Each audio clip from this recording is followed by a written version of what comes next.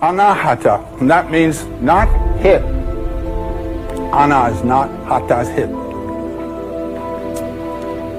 What this refers to is the sound that is not made by any two things striking together.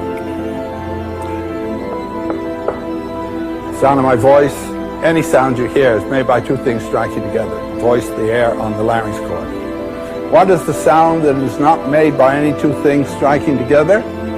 It is Om. It is the sound of the energy of the universe of which all things are manifestations.